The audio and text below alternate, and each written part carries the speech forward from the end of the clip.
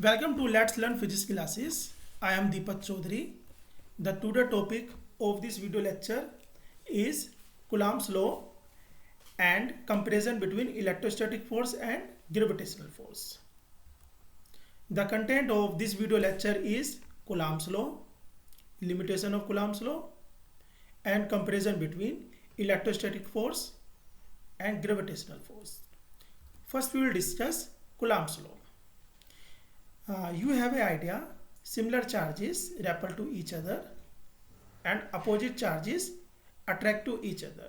आपको पता है सिमिलर चार्जेस रेपल करते हैं, अपोजिट चार्जेस अट्रैक्ट करते हैं एक दूसरे को. अब क्वेश्चन राइज होता है कि कितने फोर्स से अट्रैक्ट करते हैं, फोर्स का मैग्नीट्यूड क्या होगा, कि कितने मैग्नीट्यूड से वो अट्रैक्ट कर रहे हैं, रेपल कर रहे हैं. For this regarding their is A Coulomb's law. According to Coulomb's law, the force of attraction or repulsion between 2 point charge is directly proportional to product of charge and inversely proportional to square of the distance between them. यहाँ पर एक diagram show है जिसमें 2 charges है Q1 Q2 और इनके बीच की जो डिस्टेंस है वो स्मॉल r है. तो यहाँ पे Coulomb's law हम अप्लाई करते हैं तो F is proportional to Q1 Q2 और F is inversely proportional to square of the distance between the charges. Final result F equal to K Q1 Q2 upon R square, where K is a constant that is called Coulomb constant. K equal to 1 upon 4 pi epsilon 0, where epsilon is called permittivity of the free space. अब K constant है तो इसकी एक अपनी value होगी, वो value होगी 8.9876 into 10 की पावर 9. स्टूडेंट हम इसे इजीली 9.0 10 की पावर 9 भी ले सकते हैं. That is a Coulomb constant. Now we will discuss the limitation of Coulomb's law. There are some limitation of Coulomb's law. First limitation है the electric charge must be at rest. जो charge है वो आपका rest होना चाहिए. दोनों charges में से कोई भी चार्ज मोशन में नहीं होना चाहिए. तो फर्स्ट लिमिटेशन है charge must be at rest. Second limitation the charge must B point charge. Charge आपका पॉइंट चार्ज होना चाहिए, यानी कि जो भी दो आप चार्जेस लेके चल रहे जिसमें आप ये अप्लाई करेंगे वो उसका साइज ज़्यादा नहीं होना चाहिए, उस पर साइज वेरी स्मॉल होना चाहिए like as a point charge. Third limitation है the separation between the charges must be greater than nuclear size. Nuclear size होता है आपका 10 की पावर -15 मीटर.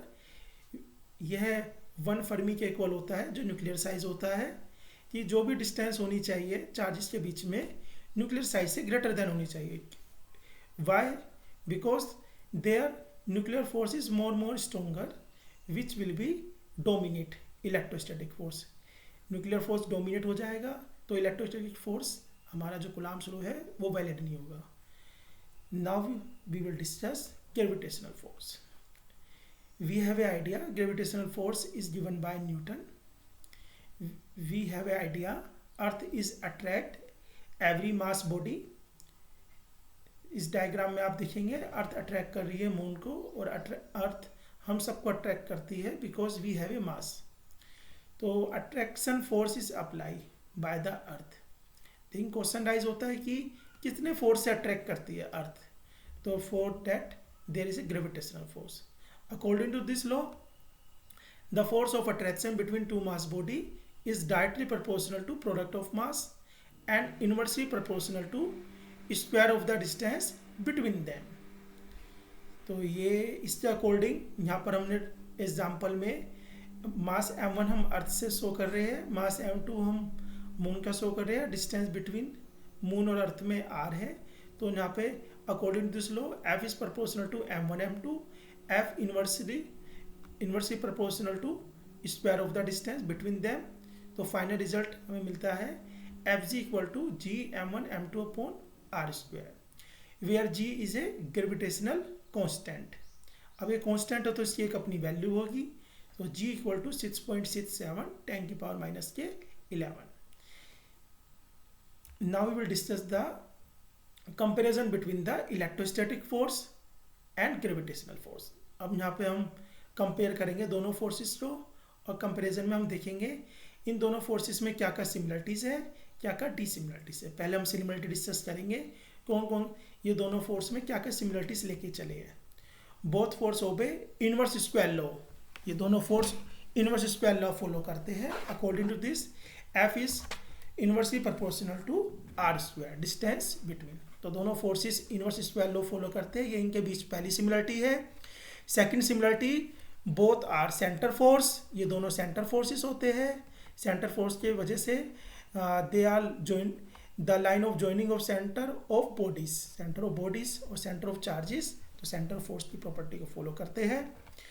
थर्ड सिमिलरिटीज है, बोथ आर कंजर्वेटिव फोर्स, ये दोनों फोर्स कंजर्वेटिव फोर्स होते हैं because they does not depend on the path, ये पाथ पे डिपेंड नहीं करते हैं।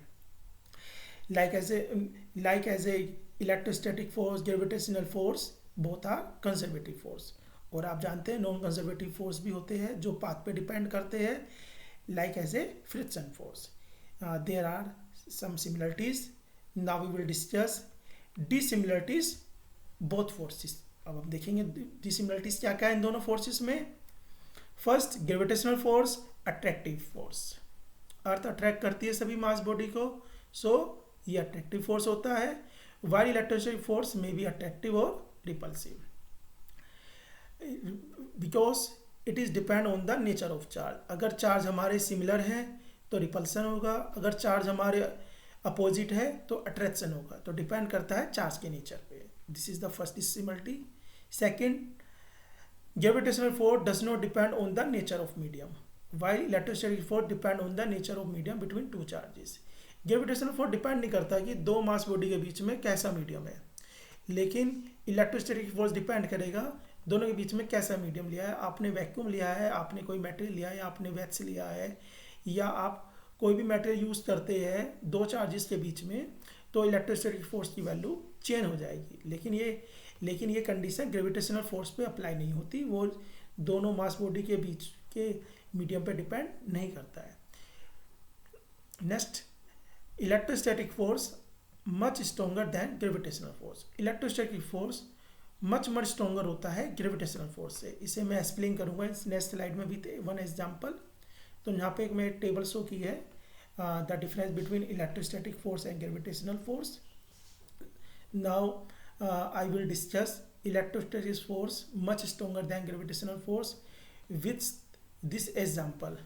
आई will take this example from the NCERT. According to this problem, there we will compare the strength of both forces. तो यहाँ पे हम दोनों फोर्स की स्ट्रेंथ कंपेयर करेंगे।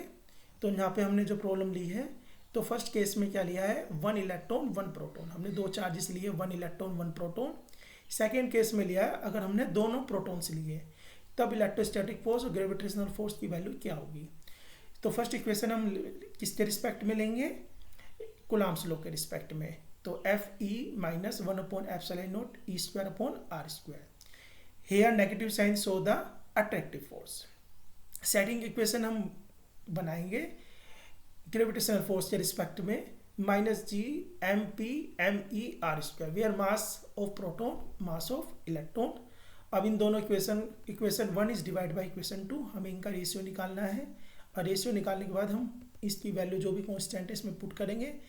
देन विल गेट, ये कितना आ रहा है, Fe/Fg 2.4 10⁻39, यानी कि ये एक रेशियो में ऑब्टेन हो जाता है। सिमिलरली हम सेकंड केस में भी अप्लाई करेंगे, जब हम टू प्रोटॉन्स लेंगे यहाँ पर। जब 2 प्रोटॉन्स लेंगे तो हमारा जो रिजल्ट आएगा Fe/Fg 1.3 इंटू 10⁻36, ये एक रिजल्ट आया है। अब इस रिजल्ट को मैंने एक स्मॉल टेबल से यहाँ पे जस्टिफाई किया है। 1 इलेक्ट्रॉन 1 प्रोटॉन है, तो Fe = 10⁻39 Fg। यहाँ पे देखेंगे Fe कितना स्ट्रोंगर है Fg से, ग्रेविटेशनल फोर्स से 10⁻39 टाइम्स। अगर 1 प्रोटॉन एंड 1 प्रोटॉन लिया अभी आपने, तो Fe की वैल्यू इलेक्ट्रोस्टैटिक फोर्स की कितनी ग्रेटर देन होगी, 10⁻36 ग्रेविटेशनल फोर्स। तो इस एग्जाम्पल से क्लियर ये हो जाता है कि electrostatic force much stronger then the gravitational force. I think आपको ये वीडियो लेक्चर क्लियर हुआ होगा। अगर आपको कोई भी डाउट है तो प्लीज़ आप मेरे कमेंट बॉक्स में ड्रॉप कर सकते हैं message. If you like this video please like, share and subscribe. Thank you for watching my channel let's learn physics classes. Thank you.